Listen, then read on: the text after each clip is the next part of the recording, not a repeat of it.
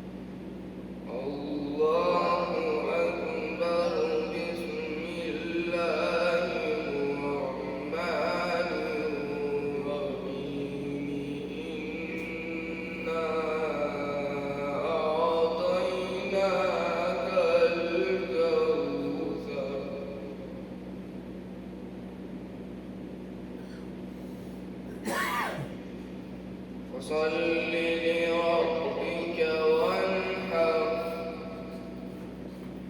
إن شانئك هو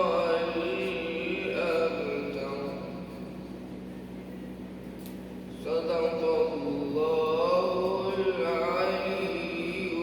العظيم اللهم صل وسلم وزد وبارك على رسول الله وآله الأطهار على رسول الله وآله الأطهار صلوا على محمد وآل محمد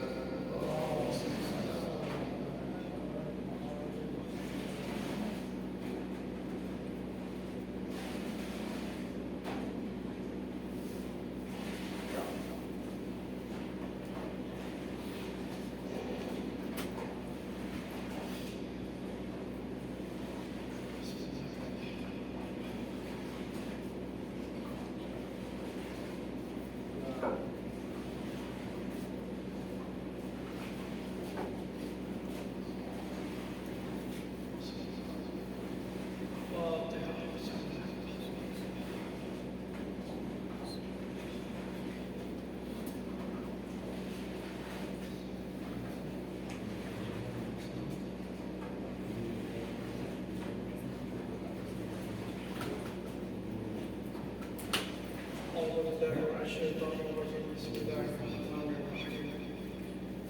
الحمد لله الذي هدانا لهذا وما كنا لنهتدي لولا أن هدانا الله لقد جاءت رسل ربنا بالحق بسم الله الرحمن الرحيم اللهم كل وليك الحجة الحسن صلواتك عليه وعلى آله في هذه الساعة وفي كل ساعة وليا وحافظا وقائدا للناس ودليلا حتى تسكنه أرضك طوعا وتغطيه فيها طويلا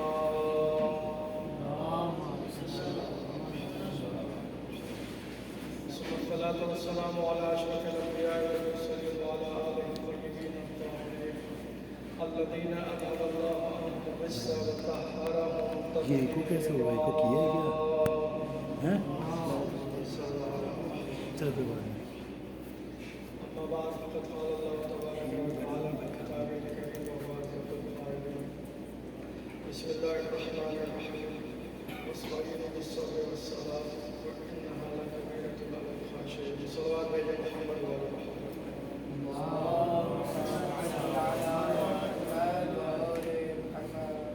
اذان گرامی قبل اس کے بیان کا آغاز کیا گیا ہے حضرت سلام اللہ ہے ایک مرتبہ سورہ حمد و تین مرتبہ سورہ اخلاص کی تلاوت فرما کے مرحوم معشوق علی غلام علی مرحوم واحد علی غلام علی رضا علی فقیر محمد شبیر حسین فقیر محمد عابد علی فقیر محمد اور اللہ تمام مومن و مومنات کے ارواح کو سلام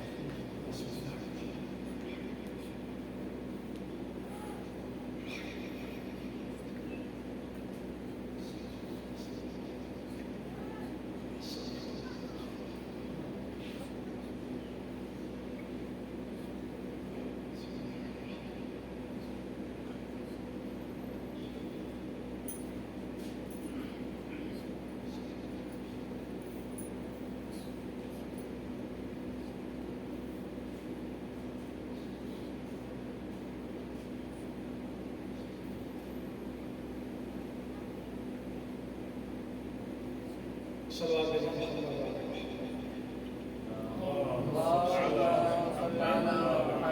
وآل میزان گرامی ارشاد رب العزت ہوتا ہے کہ واستعینوا بالصبر والصلاۃ تم اللہ سے طلب مدد کرو صبر اور صلاۃ کے ذریعے سے اس آیت کریمہ کے ذیل میں محسن قراتی لکھتے ہیں تفسیر نور میں کہ یہاں جو صبر سے مراد ہے وہ تین چیزوں کے مقابل میں صبر سے مراد ہے۔ صبر بمقابل معصیت،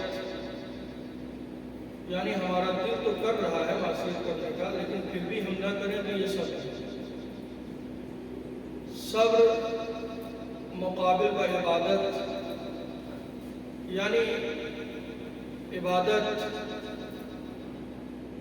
چاہے وہ نماز ہو، روزے ہو، مشی الی کربلا ہو، مشی الی الحج ہو، کوئی بھی عبادت جو بذات خود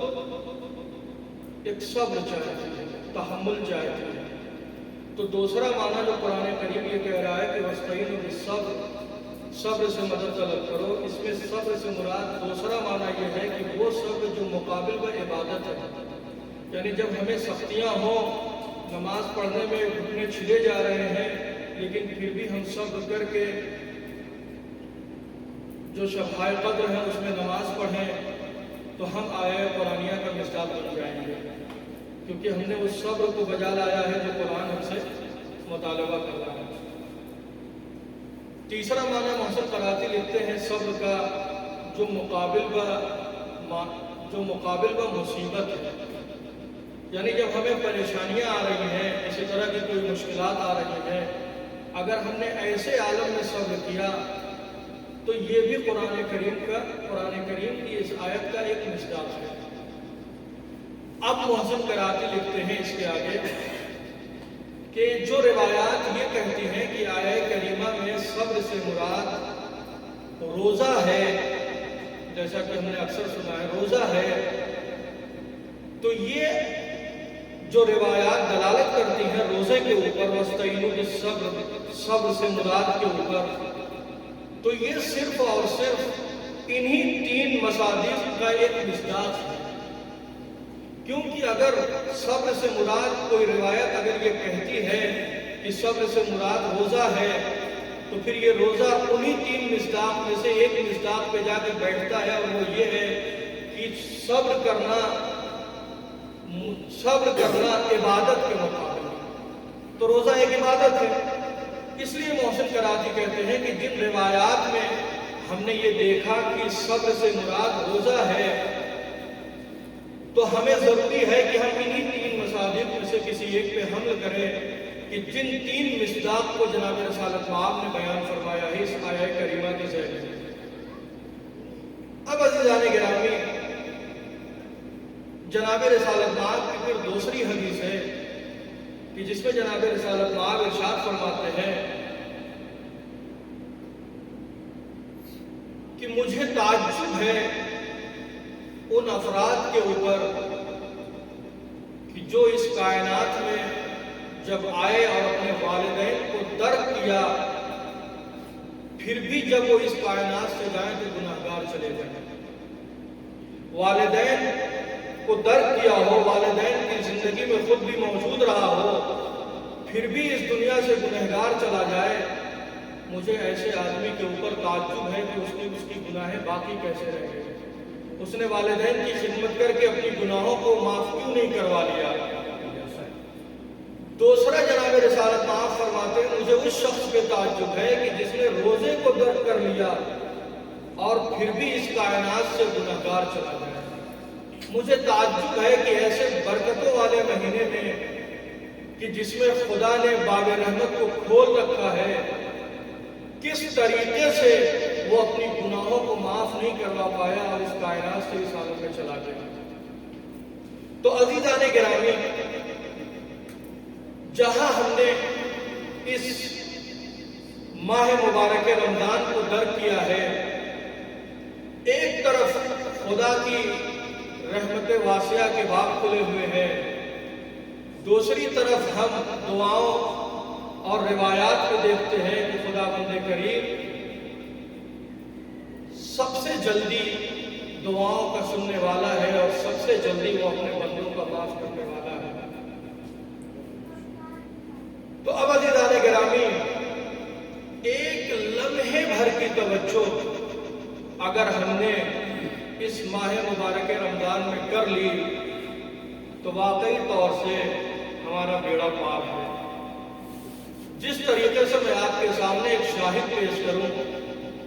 اور تقریباً اپنی بات کے اختتام تک پہنچ جاؤں کہ انسان اپنی زندگی میں اور خاص طور سے رسول کی اس حدیث کے مطابق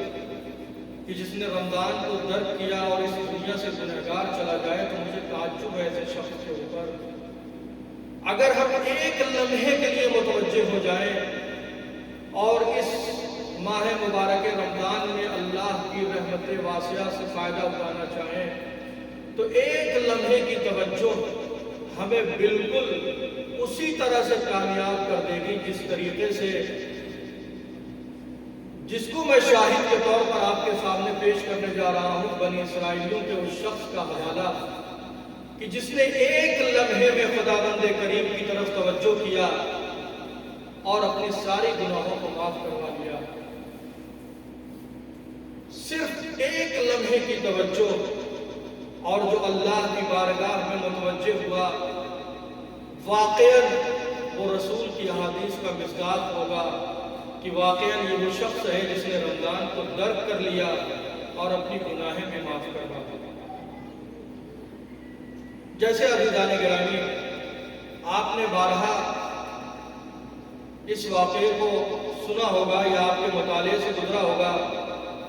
میں اپنی بات کے لیے شاہداً آپ کے سامنے پیش کر رہا ہوں کہ جس میں روایتیں یہ بتلاتی ہیں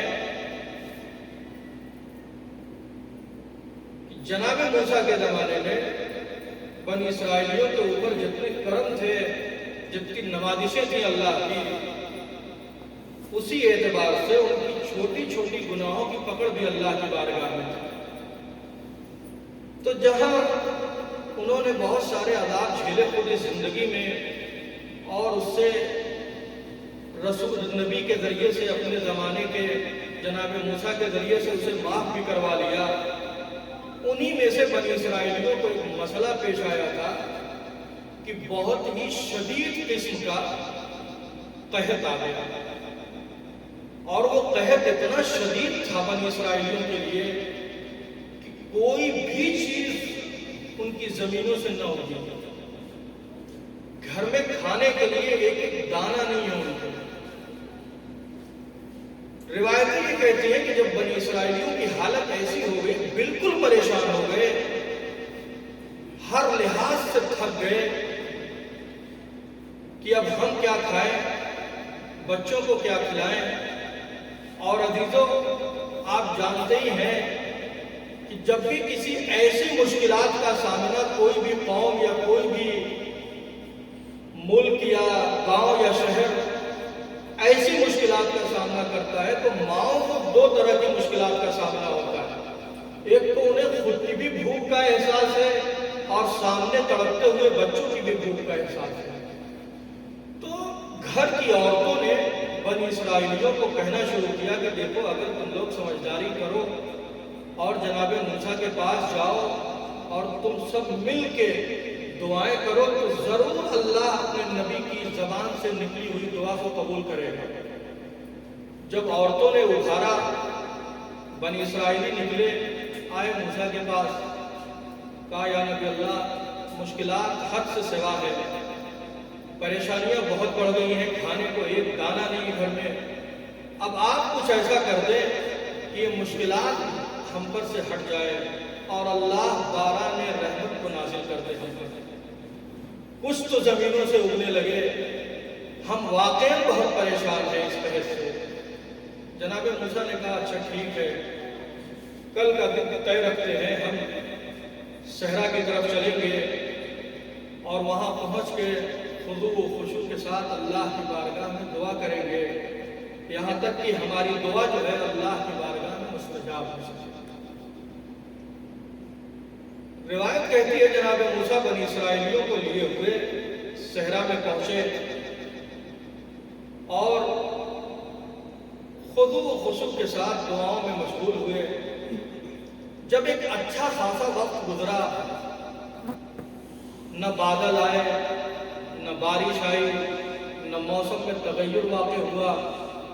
کچھ بھی جب نہ دکھا جناب موسیٰ کو، تو دعا کرتے کرتے جناب موسیٰ یہ بھی کہنے لگتے ہیں پروردگارا کیا اب میری زبان میں وہ اثر نہیں رہا کہ تو باران رحمت کو نازل کر دے۔ جب جناب موسیٰ نے شکوہ کیا، جناب جبرائیل آ گئے اور آنے کے بعد کہنے لگے موسیٰ خداوند کریم کا فرمان ہے کہ تمہارے ان بنی اسرائیلیوں میں ایک شخص ایسا ہے کہ جس کی گناہیں ایسی عظیم ہے کہ اس کی بنیاد پر اللہ نے تمام بنی اسرائیلیوں کے اوپر سے رحمتوں کو ساقط کر دیا ہے، اور اللہ کا فرمان ہے جب تک وہ شخص اس مجمع سے باہر نہیں نکلے گا تب تک تمام بنی اسرائیلیوں اور خود آج کی بھی دعائیں اللہ کی بارگاہ میں مستجاب نہیں ہوں گی۔ ادھر جناب جبرائیل نے جناب موسیٰ سے یہ کہا، جناب موسیٰ مجمع کی طرف متوجہ ہوئے جو تمام بنی اسرائیلی آئے ہوئے تھے، کہا بھائی اللہ کا فرمان آیا ہے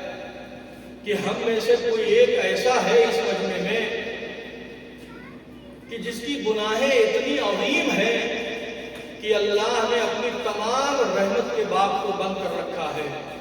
اور اس کا حکم یہ ہے کہ جو وہ ہے وہ اس مجمع سے باہر چلا جائے، تبھی اللہ بارش کو نازل کرے گا، وإلا باران رحمت نہیں ہونے والا۔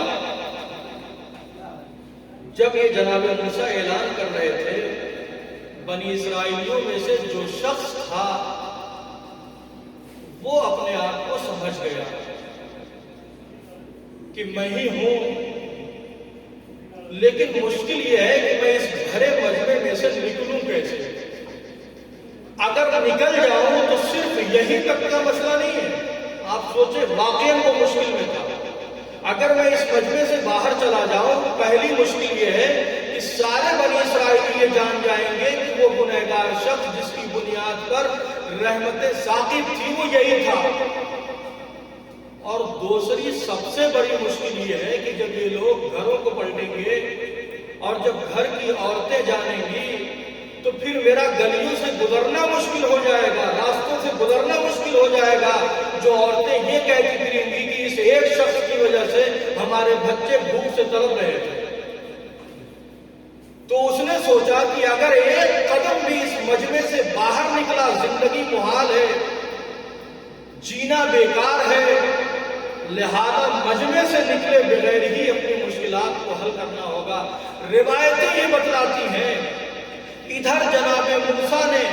یہ قول جو جناب جبرائیل کے ذریعے ملا تھا بنی اسرائیلیوں کو سنایا، پھر دعاؤں میں متوجہ ہوئے، ادھر اس شخص نے اپنے آپ کو متوجہ کیا اور لمحے بھر کے لیے خداوند کریم کی بارگاہ میں متوجہ ہوا، پروردگارا تو میری اس حالت سے واقف ہے، میں نے اگر ایک قدم بھی اس مجمع سے نکالا تو میری دنیا خراب ہے، میرا جینا محال ہے، میری زندگی برباد ہے، پروردگارا تو کچھ ایسا کر دے کہ میں یہ قدم باہر بھی نہ نکالوں، میری گناہیں بھی معاف ہو جائے۔ عزیزو یہ ایک لمحے کا اس بنی اسرائیلی کا توسل کرنا تھا کہ خداوند کریم نے اس کی گناہوں کو بھی معاف کیا۔ ادھر بادل بھی مٹلانا شروع ہو گئے، بارش بھی آ گئی، ایک مرتبہ جناب موسیٰ پھر متوجہ ہوئے، پروردگارا میں خود یہاں موجود ہوں، میں دیکھ رہا تھا کہ کوئی بھی اس مجمع سے باہر نہیں نکلا ہے، لیکن پھر بھی باران رحمت آ گئی، پروردگارا یہ ہوا کیسے؟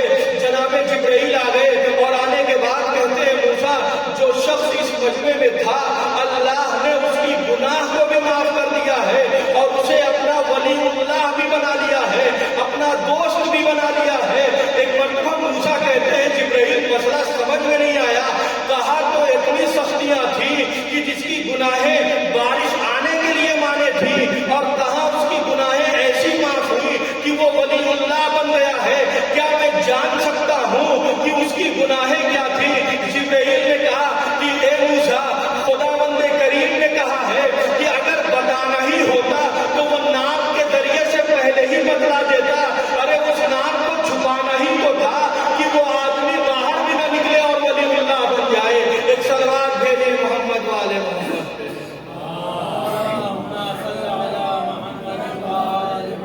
تو عزیزان گرامی، ایک لمحے کی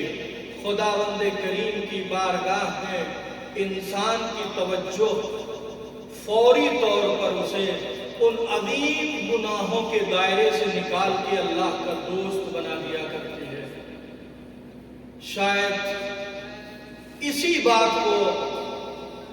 ہم کو محسوس کرانا چاہ رہے تھے جناب مولا کائنات کی جو دعائے قبیل کے آخری جملوں میں یہ فرماتے ہیں، یا سریع الرضا، اے وہ ذات کی جو سب سے تیزی سے اپنے بندوں سے راضی ہونے والی ہے۔ تو عزیزان گرامی، ہمیں ان روایات اور ہم سب کو انہی روایات اور انہی دعاؤں کے سائے میں جب بھی ہمیں اللہ کی بارگاہ میں حاضر ہونا ہو تو اس انداز سے حاضر ہو کہ ہمارا وہ ایک لمحہ اللہ کی بارگاہ میں ہمیں ولی بنا دے، ہماری گناہوں کو معاف کروا دے، یہاں تک کہ ہم جناب رسالت پاک کی اس حدیث مبارکہ کا مصداق بن سکیں کہ جس نے رمضان کو ترک کیا اور اس کی گناہیں معاف نہ ہو سکی تو مجھے تعجب ہے کہ رمضان پا گیا پھر بھی گناہیں معاف نہ کروا سکا۔ اور عزیزو، ہم نے ایسے ہی افراد کو کربلا میں دیکھا جو اپنی معرفت اور ذات احدیت کو پہچاننے میں اس حد تک آگے تھے کہ ان کا ایک ایک لمحہ جو جس اعتبار سے غور کر رہا تھا وہ اس اعتبار سے خداوند کریم کی بارگاہ میں اپنے آپ کو حسین کی ذات اقدس کے ذریعے سے سرخرو فرما رہا تھا۔ جناب حر صرف اور صرف ایک لمحے کی توجہ تھی کہ حر کی اتنی بڑی گناہیں کہ جس نے حسین ابن علی کے لجا میں فرس پہ ہاتھ ڈالا تھا، اس گناہ کو بھی معاف کر کے حر نے ایک لمحے کے لیے صرف توجہ کیا اور تمام گناہیں ایک طرف، ایک لمحے کی توجہ نے حر کو حسین ابن علی کا دوست قرار دے دیا۔ اور عزیزو، واقعی کبھی جب غور سے روایتوں کو جو کربلا میں واقع ہوئی ہیں جب نظروں سے گزرتی ہیں تو کبھی کبھی واقعی عقل پریشان ہو جاتی ہے کہ کس ٹائپ کے افراد تھے یہ، کس طریقے کے لوگ تھے، کیسی معرفتیں تھیں ان کی۔ عزیزو، آپ توجہ کریں اور غور کریں، بس یہی ایک آخری روایت اور زحمت تمام کر دو آپ کی۔ جناب مسلم ابن اوسجہ ہیں، رخصت لیتے ہیں، میدان میں آتے ہیں اور جیسے ہی میدان میں پہنچتے ہیں روایتیں یہ بتلاتی ہیں بڑے ہی شدت سے حملہ کیا ہے جناب مسلم نے، اور جب سنبھل نہ سکے آئے زمین پہ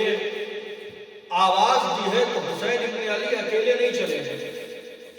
روایتیں یہ کہتی ہیں کہ جب مسلم ابن اوسجہ نے آواز دی ہے تو امام حسین علیہ السلام اپنے ساتھ ساتھ جناب حبیب کو بھی لیے ہوئے آگے بڑھے، اکبر بھی ہیں، عباس بھی ہیں، سبوں کو لیے ہوئے جب امام حسین مسلم کے سرانے پہنچے ہیں، عزیزو روایتیں یہ بتلاتی ہیں کہ مسلم کی آنکھیں بند تھی جب حسین مسلم ابن اوسجہ کے قریب پہنچے ہیں، اور ایک لمحے کے لیے حسین نے مسلم ابن اوسجہ کے سر کو اٹھایا ہے، اپنے زانوؤں پہ رکھا ہے۔ جیسے ہی مسلم نے ان تمام زخموں کے باوجود یہ محسوس کیا کہ میرا سر کسی نے اٹھایا ہے تو فوری طور پر آنکھیں کھولی ہیں۔ جیسے ہی آنکھیں کھلی ہیں تو کیا دیکھا کہ زانوئے حسین پہ مسلم کا سر ہے اور نگاہیں امام حسین کے چہرے کی زیارت کر رہی ہے۔ جیسے ہی حسین کے چہرے کو دیکھا ہے مسلم فوری طور پر مسکرا دیے۔ عزیزو، شاید ہم واقعاً نہ سمجھ سکیں کہ وہ ضرب، وہ تکلیفیں کہاں گئی تھی مسلم کی کہ ادھر حسین کے چہرے کو دیکھا ہے اور فوری طور پر لبوں پہ مسکراہٹ آ گئی۔ ابھی یہ مسکراہٹ حسین کے چہرے کو دیکھ کے ہو ہی رہی تھی کہ ایک مرتبہ حبیب آگے بڑھے اور کہتے ہیں اے مسلم، آپ بھی کوفے کے رہنے والے ہیں، میں بھی کوفے کا رہنے والا ہوں۔ اے مسلم، فرض کر لیتے ہیں کہ میں بچ گیا، میں زندہ رہا اور میرا کوفہ جانا نصیب ہو گیا، آپ کے اہل و عیال وہاں رہتے ہیں۔ اے مسلم، آپ اتنا بتلا دیں کہ اگر آپ کی کوئی وصیت ہو تو میں آپ کے خانوادے تک پہنچا دوں۔ عزیزو، یہ جیسے ہی کہنا تھا کہ روایت کہتی ہے مسلم ابن اوسجہ رونے لگے. ایک مرتبہ حبیب کہتے ہیں مسلم ارے رونے کا سبب کیا ہے؟ ارے کیا کسی تکلیف نے بہت زیادہ ستا دیا؟ اے مسلم ارے میں نے تو ابھی دیکھا تھا کہ جیسے ہی حسین نے تمہارے سر کو اپنے دانوؤں پہ رکھا تھا اے مسلم ارے تم تو مسکرا رہے تھے. اے مسلم ارے کیا میرے کسی سوال نے تم کو تکلیف پہنچا دی ہے؟ اے مسلم ارے بتلاؤ تو صحیح تمہارا رونا کس بات پہ ہے؟ اے مسلم ارے کیا کسی تلوار کی ضربت نے تمہیں ابھی تکلیف پہنچا دیا؟ ایک مرتبہ مسلم کہتے ہیں حبیب ارے مجھے رونا اس بات پہ نہیں آیا کہ میں نے تلواروں کے زخم کھائے ہیں، میں نے تیروں کے زخم کھائے ہیں. اے مسلم ارے بس مجھے ایک لمحے کے لیے یہ فکر ہو گئی کہ میں پہلے جا رہا ہوں، ذات حسین ابن علی بھی اس دنیا میں موجود ہے. اے حبیب ارے بس اتنا دھیان رکھنا میں جلدی جا رہا ہوں، جب تک جان میں جان رہے حسین ابن علی پہ ایک آنچ نہیں آنی چاہیے. میں کہوں گا مسلم ارے میں آپ کی معرفت پہ قربان جاؤں، اے مسلم میں آپ کی محبتوں پہ قربان جاؤں، لیکن کاش آپ کچھ دیر ہوتے اور اس حسین ابن علی کو خود گھوڑے پہ سوار جب ڈگمگاتا ہوا دیکھتے تو میں پوچھتا ہے مسلم ارے اب آپ اس وقت کیسا محسوس کر رہے ہیں؟ اے معرفتوں کی بلندیوں پہ فائز ہونے والے اب بتلاؤ تمہیں کیسا احساس ہو رہا ہے؟ على لعنة الله على قوم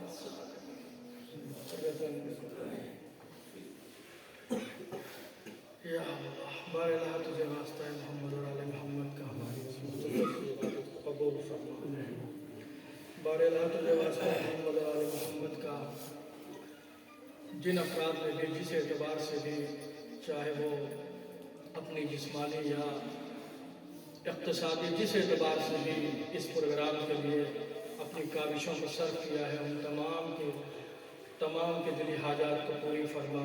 ان تمام کی مشکلات کو دور فرما. یہاں پہ جتنے افراد بیٹھے ہیں اور ہم سب کی اور جہاں پہ بھی شیعان حیدر کرار ہیں پروردگار ان تمام کی مشکلات کو دور فرما. اور پروردگار آخر میں سب سے بہترین دعا تیری بارگاہ میں یہ ہے ہمارے باب زمانہ کے ظہور میں تاجیل فرما، ہمیں ان کے مخلص غلاموں میں شمار فرما. ربنا تقبل منا انک انت السمیع